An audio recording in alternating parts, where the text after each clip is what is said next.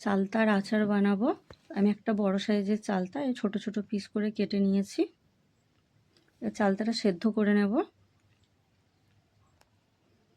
সেদ্ধ হয়ে গেছে, জল থেকে ছেঁকে তুলে নেব চালতাগুলো।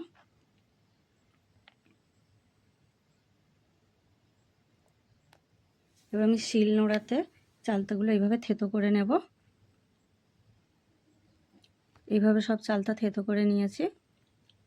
এবার কড়ার মধ্যে সরষে তেল দিয়েছি, আর 5 ফোড়ন আর 2টো শুকনো লঙ্কা দিয়ে দিলাম। দিয়ে একটু ভালোভাবে ভেজে নিয়েছি। এবার চালতাগুলো ওই তেলের মধ্যে দিয়ে দেব। এবার সব ভালোভাবে ভেজে নেব চালতাগুলো।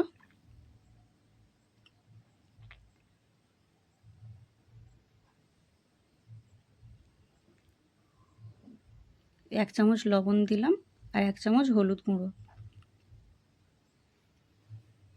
দিয়ে আবার ভালোভাবে ভেজে নেব।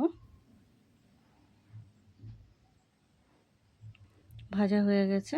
এবার আমি এখানে 150 গ্রাম চিনি দিলাম। চিনিটা চালতার সঙ্গে মিশিয়ে দেব। আমি একটা ভাজা মশলা করে নেব। 1 চামচ জিরে, 1 চামচ ধনে, 1 চামচ মৌরি আর 3টে শুকনো লঙ্কা আছে, শুকনো খোলায় ভেজে নিচ্ছি। এবারে একটা জায়গাতে নিয়ে আমি এটা ঠান্ডা করে নিলাম।